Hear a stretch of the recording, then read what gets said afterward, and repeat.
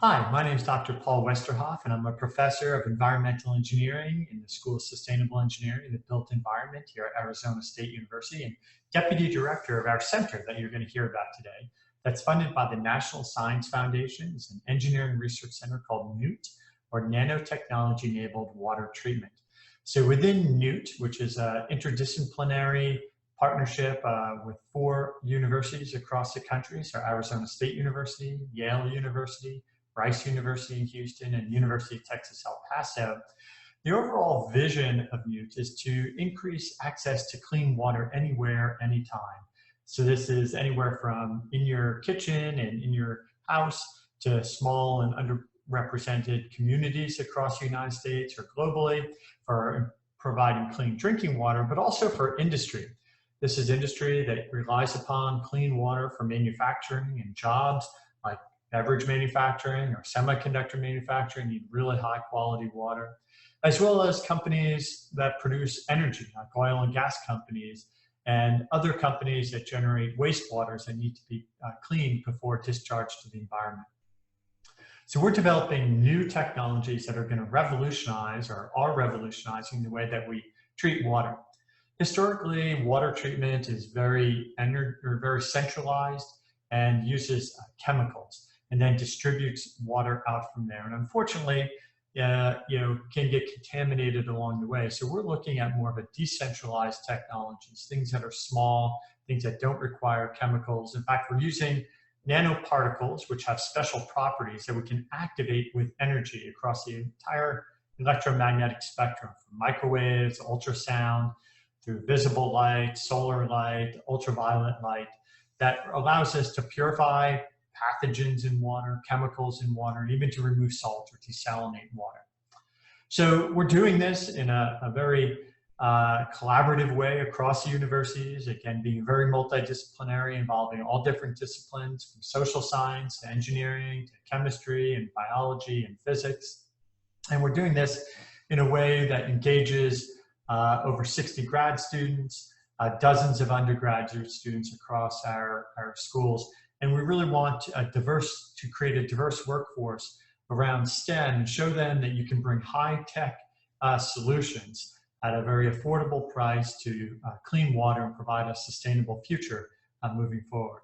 So today you're going to hear a number of examples of the types of things that we're doing that are looking at discovering new processes, patenting those processes, starting new companies, getting these companies licensed and out into the world, affecting the clean water for our future. So I look forward to answering any questions you might have. Feel free to contact me at p.westerhoff@asu.edu. Thank you very much.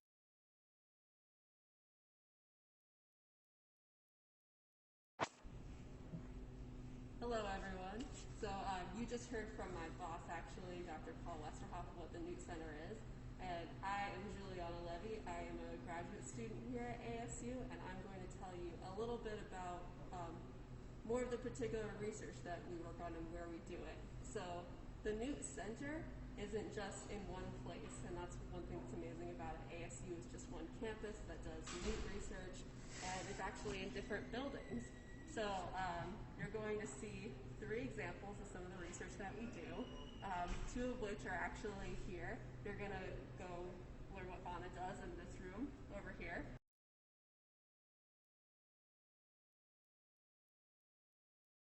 Hi, my name is Ana Barrios, and I am a 4th-year PhD student here at Arizona State University, working with Dr. Francois Perrault. We are part of NEWT, and as Juliana explained, this is a research center that has a collaboration of 4 universities, ASU being one of them, where we work with the common goal of providing safe drinking water for all. Now, one of the most important technologies that are currently in use is reverse osmosis. Reverse osmosis is the #1 desalination technology, and it is based on a membrane process. Now, I'm going to show you a reverse osmosis membrane. As you can see, it is very flexible, and the color is like yellowish white. It is very flexible, and it is very porous. So when we put this membrane process to work, one of the main issues is that it starts attaching a lot of contaminants. One of these contaminants is bacteria, and that's what we called, the attachment of bacteria onto these membranes. We call that a biofilm. One of my projects is actually focused at removing biofilm on these type of membranes. And the way that we are doing this is by functionalizing these membranes with silver nanoparticles. Now, these silver nanoparticles are tiny, tiny particles of silver that will help us kill that bacteria and therefore give the membrane a longer shell life. This is an example of the functionalized silver nanoparticle reverse osmosis membrane. As you can see upon the simple inspection, the silver nanoparticles are brownish, blackish in color, and that just gives us a positive identification of functionalization. Once these bacteria try to attach onto the membrane, the silver particles start releasing silver ions, which actually damage the DNA of the bacteria cells and remove and reduce the amount of bacteria onto that membrane. Thank you very much.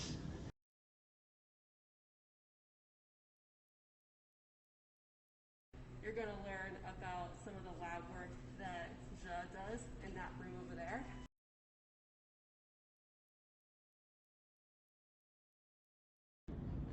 Hi, I'm Je Zhao, the first-year PhD student from Dr. Paul Wessel's group at ASU. During my first year, all my work is about germicidal radiation and its related side-emitting optical fibers. Over 2 billion people in the world are facing the problem of leaking clean drinking water, and a big issue is that the water they drink every day is not fully disinfected. An important reason is the complicated operation and its potential secondary pollution caused by current disinfection processes. Germicidal radiation using UVC LED may solve this problem because it requires only electron input and doesn't produce any disinfection byproducts. But a crucial barrier of UVC LED is their small surface area that emits radiation. So in order to treat million tons of wastewater, we need to bundle thousands of LEDs in a single water storage or pump, which definitely increase the cost and decrease the efficiency. So in order to solve this problem, we fabricate side-emitting optical fibers. Optical fibers, if you don't know, are really long and flexible glass that can transmit light from one end to another in a long distance. By coating silica sphere nanoparticles, the light in the optical fiber could be scattered and slightly emitted in an X-ray direction out from the optical fiber, and it really gave us an opportunity to distribute light in the water. And in this year, we even fabricate a uniform scatter optical fiber. That means the light in the optical fiber could be side emitted proportionally along the optical fiber. And because those fibers are very flexible, it could actually have more applications, such as photocatalysis and prevent barefolding in the curved pump. For example, coronavirus has causing millions of people in the United States get infected, and our side-emitting optical fibers could help to kill the potential virus in the water, which could help to control the spread and save people's lives.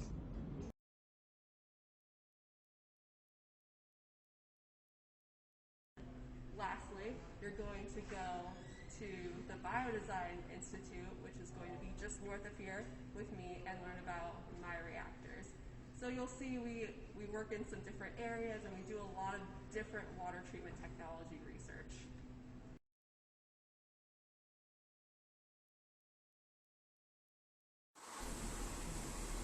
Okay, hello everybody, back to me, but this time we're in a completely different building, and we're actually in my laboratory, so that's why I'm wearing my PPE, personal protective equipment, and we're in the Biodesign Institute, which is next door to ICB4, where the other labs you see are. And I do water treatment research, a lot like what you've already seen, but the difference is I actually focus on a particular contaminant called nitrate.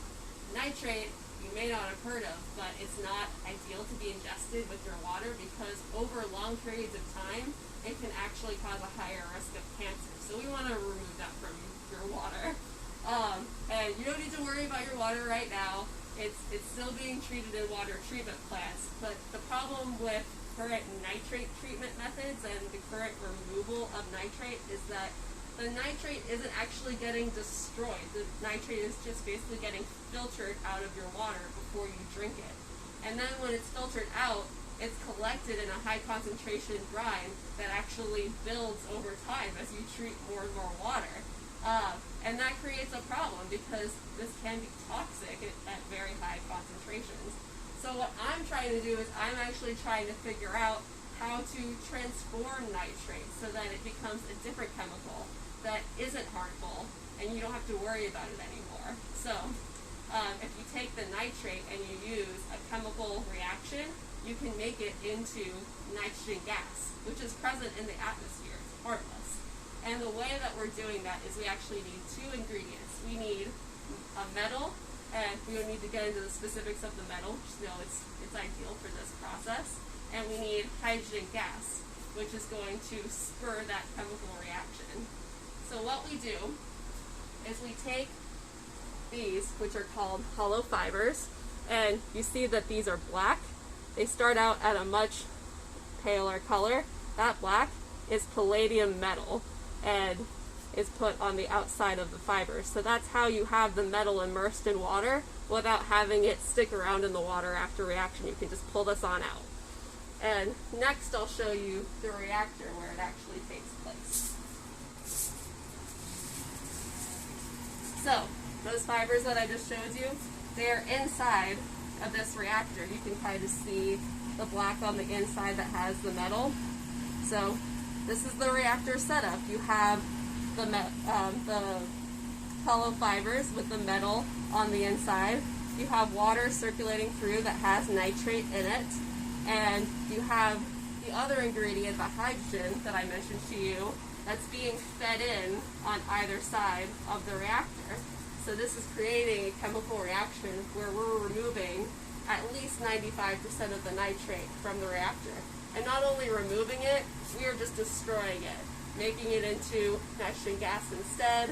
Therefore, it's now harmless and we don't have any removal to do after this. So, I hope you enjoyed. That is my research.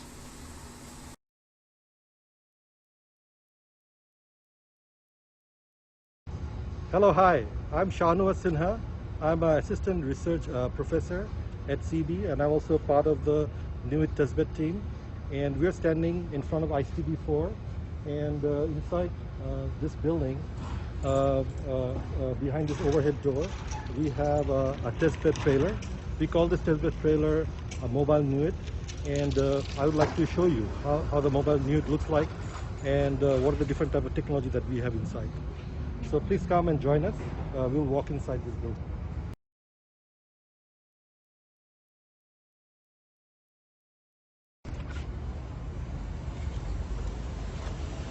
This is our highway area, and you could see this is a custom-made trailer, and it is lengthwise it's like 14 feet long and 7 feet wide, and we have more than close to 7 feet clears inside this testbed.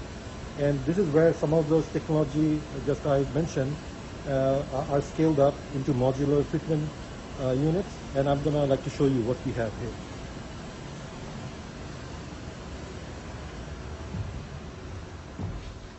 So as you come inside this testbed, you could see we have several modules, and starting from a reverse osmosis unit 1, we have a peg bed columns, we have electrocatalytic reactor, we have a photocatalytic reactor, and behind Jiffy, there is also a capacitive deionization units. So all of this becomes part of students' thesis projects. For example, what Anna has talked about upstairs, that we have membrane. We want to minimize bifouling, and she was doing some silver nanoparticle coating into a lab scale, in a small scale. But here we have an actual membrane in a module behind this 3 cartridge filters behind the filter behind this, and where those membrane has been coated with a silver nanoparticle, and so we would have 2 systems operating side by side. One could be without any type of coating. The other one is coated with a silver nanoparticle, and we could take it to the test site and we could evaluate because of this coating whether any of the membrane performance is sacrificed or not. So we have done extensive study on this test bed and one of the students did his master's based on that one. And overall, we found out with this silver nanoparticle coating, the membrane performance, the flux rate doesn't go down. The packed bed is another type of a column, and here we could have different types of media that could be evaluated, and we could also have a very conventional media like a granular tubular carbon, which we could impregnate with some nanoparticle, and so some of the targeted contaminant could be removed. And we have then electrocatalytic reactor, photocatalytic reactor. So today, due to the time constraint, I'm not going to talk about each and every individual units, but JP standing right here, she's doing her master's, and she's working on this photocatalytic reactor that we have built. And I would ask JP to talk about what she's working on and briefly discuss it. Hi, I'm JP from ASU. I'm a master student working in mobile NEWT. What we are working on is this upflow photoreactor. This is a 2-liter reactor, and there is a lamp in the center of it, as well as some sands coated with titanium dioxide at the bottom. When the water goes into the reactor, the sand will fluidize, and titanium dioxide can create some powerful oxidants like hydroxy radicals. They can react with some organic contaminants to remove them. There is a feed stream continuing with methylene orange through the pipe going into the reactor. And what we are doing now is taking samples and assess the degradation of methylene orange with this reactor. So at the end, what we would like to say that a lot of the students who gets involved, they would like to get some hands-on experiences in building a small modular water treatment system. This is what happens in the test bed.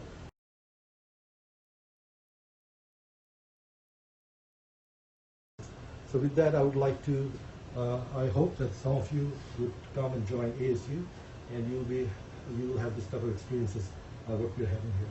Thank you.